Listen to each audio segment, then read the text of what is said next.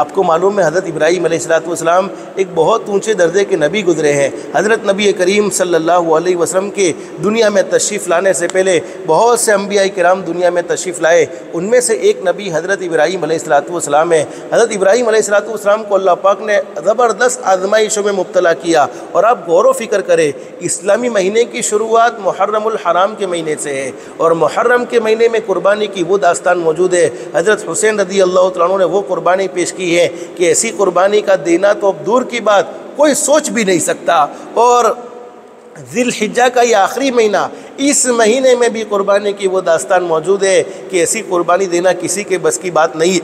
قربانی یعنی اللہ سے قرب ہونے کا ایک ذریعہ، جس کو کہتے ہیں قربانی، اللہ سے قریب کر دینے والی چیز ہے یہ قربانی۔ حضرت ابراہیم علیہ السلام بڑی عمر کے ہیں، بڑھاپے کی عمر کو پہنچ چکے ہیں، مختلف آزمائشوں سے گزرے ہیں، اللہ پاک نے ان کا امتحان لیا ہے، ان کی پریکشا لی ہے، ان کا ایگزام لیا ہے، اور ہر ایگزام میں، ہر پریکشا میں، ہر آزمائش میں حضرت ابراہیم علیہ السلام پاس ہو چکے ہیں۔ کبھی کبھی اللہ پاک اپنے ایمان والے بندوں کا، ایمان والی بندیوں کا امتحان لیتے ہیں، کبھی کبھی حالات اللہ رب العالمین کی طرف سے آتے ہیں۔ وَلَنَبْلُوَنَّكُمْ بِشَيْءٍ مِّنَ الْخَوْفِ وَالْجُوعِ وَنَقْصٍ مِّنَ الْأَمْوَالِ وَالْأَنفُسِ وَالثَّمَرَاتِ وَبَشِّرِ الصَّابِرِينَ الَّذِينَ إِذَا أَصَابَتْهُمْ مُصِيبَةٌ قَالُوا إِنَّا لِلَّهِ وَإِنَّا إِلَيْهِ رَاجِعُونَ أُولَئِكَ عَلَيْهِمْ صَلَوَاتٌ مِّن رَّبِّهِمْ وَرَحْمَةٌ وَأُولَئِكَ هُمُ الْمُهْتَدُونَ۔ اللہ رب العالمین کی طرف سے کبھی کبھی آزمائشیں ہوتی ہے، ان آزمائش میں ہم اللہ کا شکر ادا کرتے ہیں۔ کبھی کوئی اللہ کے بارے میں کوئی چیز غلط نہیں بولتے ہیں کہ اللہ نے ہم کو آزمایا، اللہ نے ہم کو پریشان کیا، نہیں اللہ نے پریشان نہیں کیا۔ کبھی کبھی اللہ پاک تکلیف دے کر بندے کے درجات کو، تکلیف دے کر بندے کے درجات کو، بندی کے درجات کو بلند کرنا چاہتے ہیں اور اپنا قرب دینا چاہتے ہیں۔ قرآن کریم کے ایک مقام پر حضرت ابراہیم علیہ السلام کے بارے میں اللہ نے فرمایا وَاتَّخَذَ اللَّهُ إِبْرَاهِيمَ خَلِيلًا، میں نے اپنے نبی ابراہیم علیہ السلام کو اپنا دوست بنا دیا۔ کیوں دوست بنایا؟ کہ ہر آزمائش میں وہ مکمل اترے ہیں۔ حضرت ابراہیم علیہ السلام بڑھاپے کی اولاد ہے، بوڑھے ہو چکے ہیں، اولاد نہیں ہو رہی ہے، اللہ سے دعا مانگ رہے ہیں۔ اور ماں بہنیں یاد رکھو، اولاد تعویذ والے باپو نہیں دے سکتے، یاد رکھو، لکھ لو، اولاد تعویذ والے باپو نہیں دے سکتے ہیں، اولاد دینے والی ذات ایک اللہ کی ہے۔ اللہ پاک جسے چاہے اولاد دیتے ہیں۔ قرآن کریم میں اللہ رب العالمین یہ بات بیان فرماتے ہیں یَهَبُ لِمَن يَشَاءُ إِنَاثًا وَيَهَبُ لِمَن يَشَاءُ الذُّكُورَ، اللہ فرماتے جسے میں چاہتا ہوں لڑکیاں ہی لڑکیاں دیتا ہوں، جسے میں چاہتا ہوں لڑکے ہی لڑکے دیتا ہوں۔ وَيَهَبُ لِمَن يَشَاءُ الذُّكُورَ أَوْ يُزَوِّجُهُمْ ذُكْرَانًا وَإِنَاثًا، جسے میں چاہتا ہوں لڑکے بھی دیتا ہوں اور جسے چاہتا ہوں لڑکیاں بھی دیتا ہوں، لڑکے اور لڑکیاں دونوں دیتا ہوں۔ وَيَجْعَلُ مَن يَشَاءُ عَقِيمًا، اور جسے میں چاہتا ہوں کچھ بھی نہیں دیتا ہوں۔ تو اولاد کا معاملہ اللہ کے ہاتھ میں ہے۔ ہاں، شادی ہو جانے کے بعد اللہ سے دعا ضرور کرنی چاہیے۔ سب سے پہلا معاملہ کہ اللہ کے سپرد کر دینا چاہیے۔ میں اکثر ماں بہنوں کے بیان میں یہ بات کہا کرتا ہوں، حضرت نبی کریم صلی اللہ علیہ وسلم شان والے نبی ہے، مقام والے نبی ہے۔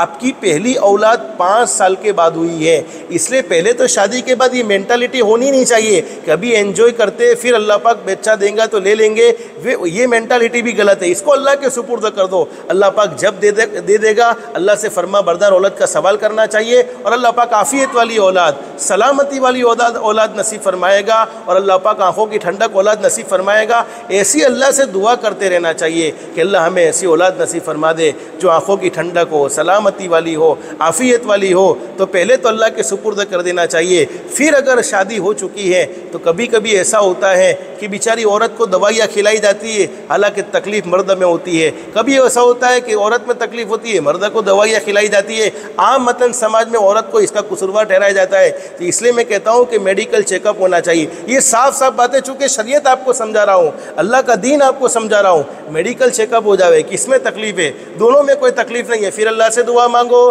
ربی حب لی من الصالحین۔ اگر بیٹا چاہیے، خوبصورت بیٹا، فرما بردار بیٹا چاہیے تو ربی حب لی من الصالحین، ربی حب لی من الصالحین، ربی حب لی من الصالحین۔ اس کو پڑھنے کی برکت سے اللہ پاک خوبصورت اولاد نصیب فرمائے گا، نیک صالح فرما بردار اولاد نصیب فرمائے گا۔ حضرت ابراہیم علیہ السلام بڑھاپے کی عمر کو پہنچ چکے، کوئی بچہ نہیں ہے، اللہ رب العالمین سے دعا کر رہے ہیں، اے اللہ نیک صالح فرما بردار اولاد نصیب فرما دے، ربی ہب لی من الصالحین فبشرناہ بغلام حلیم۔ جب اللہ رب العالمین سے دعا مانگی تو اللہ پاک نے خوشخبری سنا دی کہ ہم تمہیں بہت پیارا بیٹا نصیب فرمانے والے ہیں اور بڑا بردبار، بڑا برداشت کرنے والا بیٹا نصیب فرمانے والے۔ اللہ پاک نے حضرت ابراہیم علیہ السلام کو بیٹا دیا، حضرت اسماعیل علیہ السلام۔ میں مختصر بتلانا یہ چاہتا ہوں، حضرت اسماعیل علیہ السلام بہت معصوم بچے ہیں، اور چونکہ بڑے معصوم تھے، ان کی عمر جب 7-8 سال کی ہوئی ہے، اللہ رب العالمین کی طرف سے حکم ہوتا ہے، اللہ رب العالمین کی طرف سے حضرت ابراہیم علیہ السلام کو حکم ہوتا ہے۔ اللہ رب العالمین یہ فرماتے حضرت ابراہیم علیہ السلام سے، او میرے بندے ابراہیم، یہ معصوم بچے کی محبت تمہارے دل میں ضرور ہونی چاہیے، لیکن معصوم بچے سے بھی زیادہ محبت میری ہونی چاہیے۔ چنانچہ ایک رات حضرت ابراہیم علیہ السلام سوئے ہیں اور خواب میں دیکھا، کیا خواب میں دیکھا؟ کہ میں اپنے بیٹے کو ذبح کر رہا ہوں۔ یہ قرآن کریم میں یہ منظر موجود ہے، میں اپنے بیٹے کو ذبح کر رہا ہوں۔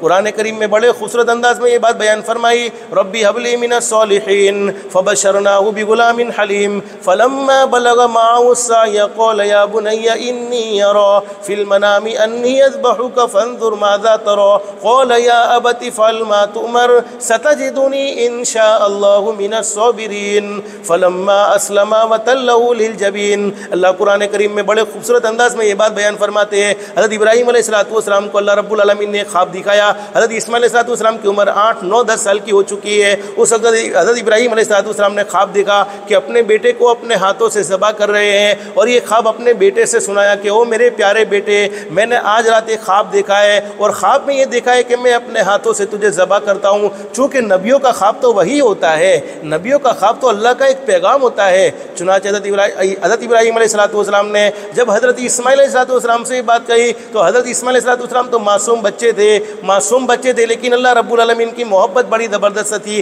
چونکہ ماں باپ اللہ کے نیک بندے ہوتے ہیں، ماں باپ اللہ کے فرما بردار ہوتے ہیں، باپ اللہ کا نیک بندہ ہوتا ہے، ماں اللہ کی نیک بندی ہوتی ہے، تو پھر اللہ پاک اولاد کو بھی نیک بنا دیتے ہیں۔ لیکن ماں باپ کی زندگی اللہ کو ناراض کرنے میں گزرتی ہے، پھر اس اولاد سے کبھی نیک بننے کی امید نہیں رکھنی چاہیے۔ چونکہ حضرت ابراہیم علیہ السلام تو بڑے نیک تھے، حضرت حاجرہ تو بڑی نیک تھی، اور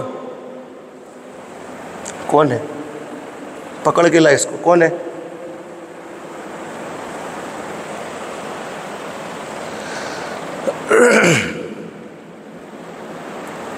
اللہ رب العالمین نے حضرت ابراہیم علیہ السلام کو ایک پیارا بیٹا نصیب فرمایا۔ 8-9 سال کی عمر ہو گئی۔ حضرت ابراہیم علیہ السلام نے کہا، بیٹے میں نے خواب دیکھا ہے کہ میں تجھے اپنے ہاتھوں سے ذبح کرتا ہوں، میں تجھے اپنے ہاتھوں سے ذبح کرتا ہوں۔ اب بیٹے بتا تو کیا کہنا چاہتا ہے؟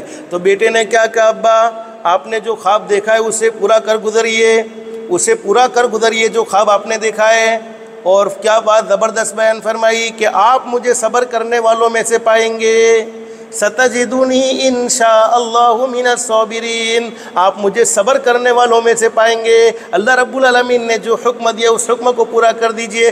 چنانچہ حضرت ابراہیم علیہ السلام تیار ہو گئے، حضرت اسماعیل علیہ السلام بھی تیار ہو گئے۔ فلما اسلما وتلہ للجبین ونادیناہ ان یا ابراہیم، اللہ کا حکم ہوا، چھری چلی نہیں، چونکہ یہ تو ایک امتحان تھا، یہ تو ایک آزمائش تھی۔ لوگ کہتے کہ یہ ڈرامے ہیں، نہیں یہ پہلے سے معلوم نہیں تھا، یہ تو اللہ رب العالمین کو ہی پتا تھا۔ چھری کو حکم دیا، نہیں چلی، پھر اللہ رب العالمین نے حضرت اسماعیل علیہ السلام کی جگہ پر ایک جنت کا جانور بھیجا ہے، اور وہ جانور ذبح ہوا۔ اللہ پاک کو حضرت ابراہیم علیہ السلام کی یہ قربانی اتنی پسند آئی، اللہ پاک نے فرمایا، وَنَادَيْنَاهُ أَن يَا إِبْرَاهِيمُ، او میرے ابراہیم، قد صدقت الرؤیا، تم نے اپنا خواب سچا کر دکھایا۔ اِنَّا كَذَلِكَ نَجْزِي الْمُحْسِنِينَ إِنَّ هَذَا لَهُوَ الْبَلَاءُ الْمُبِينُ۔ اللہ فرماتے یہ بہت بڑی آزمائش تھی، یہ بہت بڑی آزمائش، یہ چھوٹی آزمائش نہیں تھی، یہ بڑی آزمائش میں بھی آپ پاس ہو گئے، آپ کامیاب ہو گئے۔ وَفَدَيْنَاهُ بِذِبْحٍ عَظِيمٍ وَتَرَكْنَا عَلَيْهِ فِي الْآخِرِينَ سَلَامٌ عَلَىٰ إِبْرَاہِيمَ۔ کیا زبردست باتیں کہی ہیں۔ تو ان کی یاد میں ہمیں قربانی کا دن یعنی 10ویں ذی الحجہ کا دن منانے کا حکم ہے۔